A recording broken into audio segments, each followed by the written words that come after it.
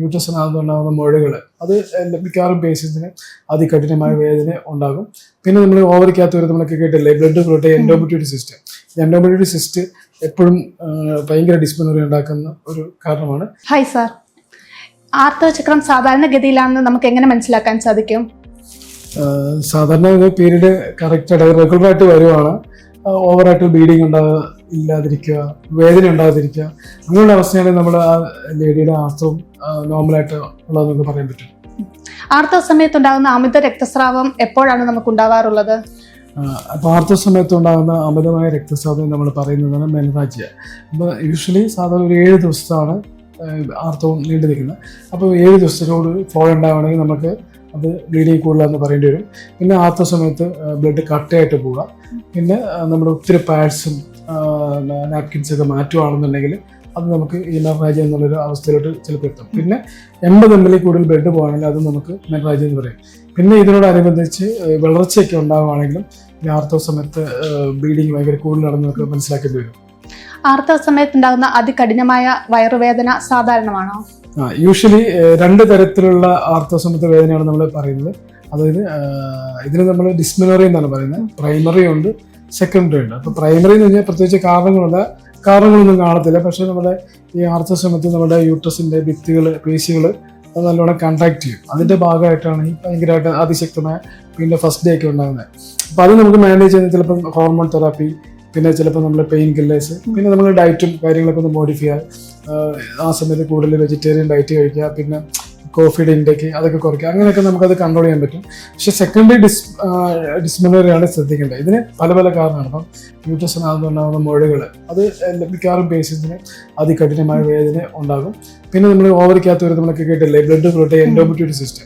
Endometriotic cyst എപ്പോഴും ഭയങ്കര ഡിസ്പെനറി ഉണ്ടാക്കുന്ന ഒരു കാരണമാണ്.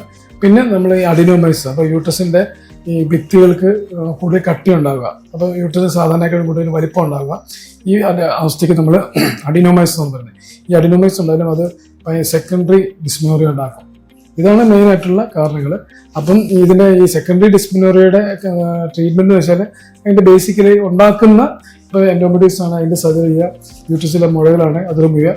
ആ പത്തോളജി കറക്റ്റ് ചെയ്യുമ്പോഴത്തേക്കും ഈ പെയിൻ സ്വാഭാവികമായിട്ട് തന്നെ കുറഞ്ഞോളും. എല്ലാ മാസവും ഈ ആർത്തവം ഉണ്ടായില്ലെങ്കിൽ അത് പേടിക്കേണ്ടതായിട്ട് എന്തെങ്കിലും അവസ്ഥയാണോ? ഉണ്ട്. ഈ ആർത്തവം റെഗുലറായിട്ട് ആർത്തവം കൊണ്ടിരിക്കുന്ന ആൾക്കാരിന് അതില്ലാതെ വരുമ്പോഴത്തേക്കും നമ്മൾ അതിനെ അമിനോറിയ എന്ന് പറയുന്നത്. അപ്പം നമ്മുടെ നാട്ടിലേക്ക് അമിനോറിയയുടെ മെയിൻ ആയിട്ടുള്ളൊരു കാരണം നമ്മളൊക്കെ കേട്ടിട്ടില്ലേ, ഈ ഓവറിക്കകത്ത് കുഞ്ഞു കുരുക്കൾ പോലുള്ള പോളിസിസ്റ്റിക് ഓവറിയൻ ഡിസീസ്. അപ്പോൾ ഈ പോളിസിസ്റ്റിക് ഓവറിയൻ ഡിസീസ് ഉള്ള ആൾക്കാരിൽ ആർത്തവം ചിലപ്പം 2-3 മാസം കൂടുമ്പോഴത്തേക്കൊക്കെ വരത്തുള്ളൂ. അപ്പോൾ അങ്ങനെയുള്ളവർ നമ്മളത് സ്കാനും ബാക്കി അവർ ആ ഹിസ്റ്ററി ഒക്കെ എടുത്ത് നമുക്ക് ഈ ഡിസീസ് ഉണ്ടോ എന്നുള്ള അറിയാൻ പറ്റും. പിന്നെ അടുത്തൊരു കാരണം നമ്മൾ പ്രഗ്നൻസിയിൽ നമുക്ക് ആർത്തവം ഉണ്ടാകത്തില്ല.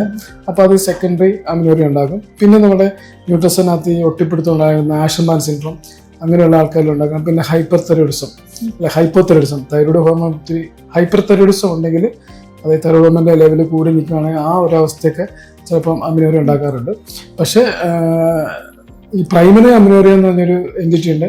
അതൊരു കുട്ടിക്ക് പീരീഡ് ഉണ്ടാകാത്തൊരവസ്ഥയ്ക്കാണ് നമ്മൾ പ്രൈമറി അമിനോറിയ എന്ന് പറയുന്നത്. അപ്പം അത് 15 വയസ്സ് വരെ നമ്മൾ സാധാരണ നോക്കാറുണ്ട്. അപ്പം 15 വയസ്സ് വരെ ആ കുട്ടിക്ക് സെക്കൻഡറി സെക്ഷൽ ക്യാരക്ടേഴ്സ് ഉണ്ട്. അത് നമ്മുടെ പിബിക് ഹെയർ ഉണ്ടാവുക, ബ്രസ്റ്റ് ഡെവലപ്മെന്റ് ഉണ്ടാവുക, അങ്ങനെയൊക്കെ ഉണ്ടെങ്കിൽ നമുക്ക് 15 വയസ്സ് വരെ ആ കുട്ടിക്ക് നമുക്ക് പീരീഡ് വരുന്നുണ്ടോ എന്നുള്ളത് വേണ്ടി വെയിറ്റ് ചെയ്യാം. അതിനുള്ളിലായില്ലെങ്കിൽ നമുക്ക് വേറെ ടെസ്റ്റും കാര്യങ്ങളൊക്കെ ചെയ്ത് എന്താണ് കാരണങ്ങളൊക്കെ ഒന്ന് പരിശോധിക്കേണ്ടി വരും. അപ്പോൾ പ്രൈമറി അമിനോറിയയുടെ മെയിൻ കാരണം എന്ന് വെച്ചാൽ ഹോർമോൺ ചേഞ്ചസ് വരാം, പിന്നെ എൻഡോക്രൈൻ ചേഞ്ചസ്, എൻഡോക്രൈൻ കാരണങ്ങൾ, പിന്നെ നമ്മുടെ ഈ അനാറ്റമിക്കൽ ഡിഫക്ട്സ് വരാം. അതായത് നമ്മുടെ ഈ ആർത്തവം പോകാനുള്ള വഴികൾ ചിലപ്പോൾ അടഞ്ഞിരിക്കാം, ചിലപ്പോൾ യൂട്രസിന് ബ്ലോക്ക്, വജൈനയ്ക്കകത്ത് അറകൾ, അങ്ങനെയുള്ള പല കണ്ടീഷൻസിന് ഈ പീരീഡ്സ് വരത്തില്ല. പിന്നെ ഈ ഹൈപ്പോതലാമസിൻ്റെ ഡിസ്ഫങ്ഷൻ കൊണ്ടൊക്കെ പീരീഡ് വരാതിരിക്കുന്ന അവസ്ഥയുണ്ട്. അപ്പോൾ ഇതിൻ്റെ ഒരു ഡീറ്റെയിൽ ഉള്ള ബ്ലഡ് വർക്കപ്പും ഇമേജിങ് എല്ലാം കൂടെ നമുക്കത് മനസ്സിലാകത്തുള്ളൂ. പിന്നെ ഏജിൻ്റെ കാര്യത്തിൽ ഞാൻ നേരത്തെ പറഞ്ഞാൽ സെക്കൻഡറി സെക്ഷൽ ക്യാരക്ടേഴ്സ് ഉണ്ടെങ്കിൽ നമുക്ക് 15 വയസ്സിൽ വെയിറ്റ് ചെയ്യാം. അതേസമയം ആ കുട്ടിക്ക് 13 വയസ്സായിട്ടും ബ്രസ്റ്റ് ഡെവലപ്മെന്റ് വന്നിട്ടില്ല, പിബിക് ഹെയർ വന്നിട്ടില്ല, അങ്ങനെയൊക്കെ ഉണ്ടെങ്കിൽ നമ്മൾ 13 വയസ്സാകുമ്പോഴത്തേക്ക് ഈ അമിനോറിയയുടെ കാരണം വരാൻ വേണ്ടിയിട്ട് ആ കുട്ടീനെ നമ്മൾ ടെസ്റ്റുകളൊക്കെ ചെയ്യേണ്ടി വരും. Thank you sir. ഓക്കെ.